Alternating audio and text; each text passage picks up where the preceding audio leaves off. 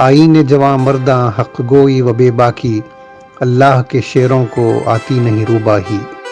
مغلوں کے عہد میں اخبار نویس یا واقعہ نگار کی مدد سے بادشاہ وقت عوام کے جان و مال اور عزت و آبرو کی حفاظت کیا کرتا تھا۔ اس لیے یہ خیال درست نہیں ہے کہ ہندوستان میں صحافت کی بنیاد انگریزی حکمرانوں کے دور میں ہوئی تھی۔ عوام کو اپنا غلام بنائے رکھنے کی خاطر انگریزوں نے عوامی ذرائع ابلاغ یعنی اخبارات و رسائل کو فروغ دیا، لیکن آگے چل کر ان کا استعمال غلامی کے خاتمے کی خاطر ہونے لگا۔ یہ عجیب ستم ہے کہ آزادی کے بعد جدید غلامی کا طوق عوام کے گلے میں ڈالنے کی خاطر غیروں کی بجائے اپنوں نے ذرائع ابلاغ کا استعمال شروع کر دیا۔ السلام علیکم دوستو، میں یاسر صدیقی آپ کے ساتھ بندہ حاضر ہے۔ آئین جواں مرداں حق گوئی و بے باکی، اللہ کے شعروں کو آتی نہیں روباہی۔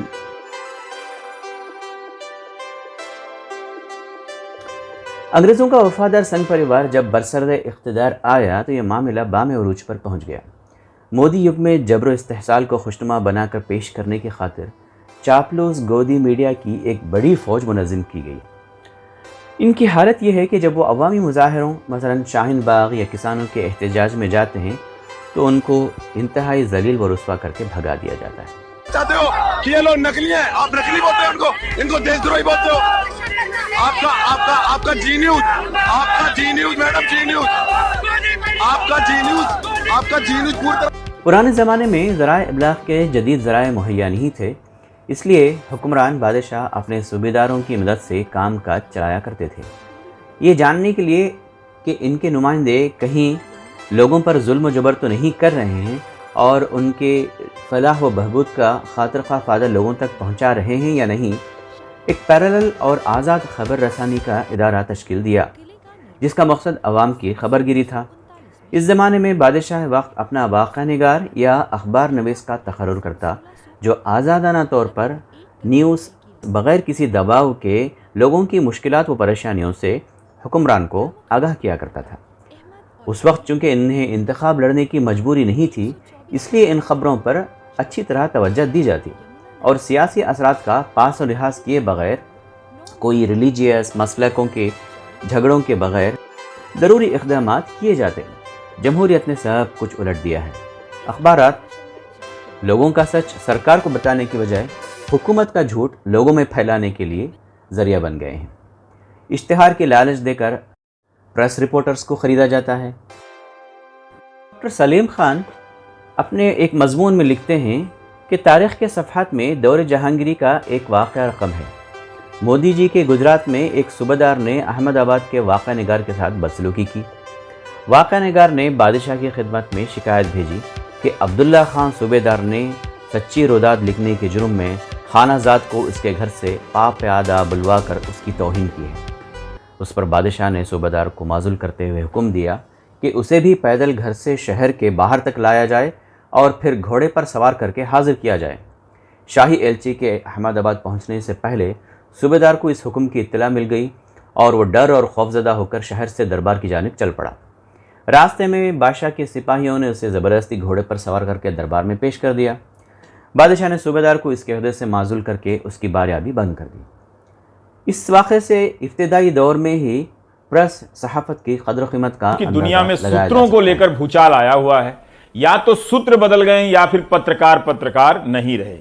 سوال ہے کہ غلط جانکاری دینے والے پترکار غلط جانکاری دینے والے سوتروں کے ساتھ کیا کرتے ہیں۔ اخبار نویسوں کی اولین ذمہ داری اپنے علاقے کے حالات کی بے کم و کاست اطلاع سرکار دربار تک پہنچانے کی ہوتی تھی۔ اخبار نویس اگر اپنے فرائض کی انجام دہی میں سہواً یا ارادتاً کوئی کوتاہی کرتا تو اس کو جرم کی نوعیت کے مطابق برخاست کر دینے سے لے کر پھانسی تک کی سزا دی جاتی تھی۔ ملک کی موجودہ دگرگوں صورتحال میں بہت سارے جواں مرد صحافی اپنا مال اور جان داؤں پر لگا کر اپنا فرض منصبی ادا کر رہے ہیں۔ اس میدان میں صدیق کپن جیسے مسلمان صحافی کا نام تو نظر آتا ہے، مگر اردو والے صحافی کم دکھائی دیتے ہیں۔ اس کی وجوہات پر غور کرنا ضروری ہے۔ اردو صحافیوں کو دو زمروں میں تقسیم کیا جا سکتا ہے، ایک تو جن کا تعلق گودی میڈیا سے ہے اور دوسرے جن کا ضمیر اس زمانے میں بھی زندہ ہے۔ اس معاملے میں اگر دیگر زبانوں سے موازنہ کیا جائے تو اردو والوں کی حالت بہتر معلوم ہوتی ہے، کیونکہ ہمارے یہاں سرکار کی چاپلوسی کرنے والے نہیں کے برابر ہیں۔ اس کی کئی وجوہات ہو سکتی ہیں، مثلا موجودہ حکومت کی حمایت اردو زبان کے قائلین اکثر مسترد کر دیتے ہیں۔ اس کی ایک اہم وجہ امت کا ظلم کے خلاف آواز بلند کرنے کا مزاج بھی ہے، اور صحابی بھی چونکہ ملت کا حصہ ہوتے ہیں، اس لیے ان کے اندر یہ صفت از خود پیدا ہو جاتی ہے۔ اس کے علاوہ اردو صحافت کے لیے مواقع محدود ہو جانے کے سبب اس زبان کے صحافی کا خریدار بالکل نایاب ہے۔ لیکن حکومت کو اردو صحافت سے خطرہ کیوں نہیں محسوس ہوتا؟ شاید اس لیے کہ ہم لوگ دن رات اپنے ماتم میں مصروف رہتے ہیں اور اس سے سرکار کو کوئی فرق نہیں پڑتا۔ ہمارے یہاں ایسے موضوعات پر قلم اٹھایا جاتا ہے جو حکومت کے باعث خسارہ نہ ہوں، یا ایسے مضامین کم لکھے جاتے ہیں کہ دوسری زبان کے لوگ اسے ترجمہ کر کے اپنے قارئین تک پہنچانا ضروری سمجھیں۔ مختصر یہ کہ ہم ان کے گھروں میں گھس کر مارنے کی بجائے اپنے گھر کے اندر رونے دھونے میں مصروف رہتے ہیں۔ اس لیے ان کے عتاب کا کوڑا تو انہی لوگوں پر برستا ہے جن سے سنگھاسن ڈولتا ہے۔ کمیٹی ٹو پروٹیکٹ جرنلسٹ کے مطابق پچھلے 20 سالوں میں 53 صحافیوں نے اپنی جان عزیز کا نذرانہ پیش کیا۔ ان میں 9 مسلمان ہیں اور 2 کے علاوہ باقی سب کشمیری ہیں۔ صحافت کی اصل ذمہ داری لوگوں کے مسائل کو اجاگر کرنا اور ظلم و جبر کے خلاف اپنی آواز اٹھانا ہے۔ ہمارے کچھ صحافی قلم اٹھاتے وقت اچانک دعوت و تبلیغ کے جذبے سے مغلوب ہو جاتے ہیں اور ظالموں کے تئیں نرمی کے رویے کو مثبت صحافت کا نام دیتا ہے۔ یہ سچ ہے کہ صحافی بھی اسلام کا داعی ہوتا ہے، لیکن یہ اسی طرح ہے کہ ایک قاضی بھی داعی ہوتا ہے، لیکن جب اپنا وہ فرض منصبی ادا کرنے کے لیے بیٹھتا ہے تو کھرا فیصلہ سناتا ہے۔ بالکل اسی طرح صحافی کو بھی کسی ملامت کرنے والے کا خیال کیے بغیر سیدھی بات کہہ دینی چاہیے۔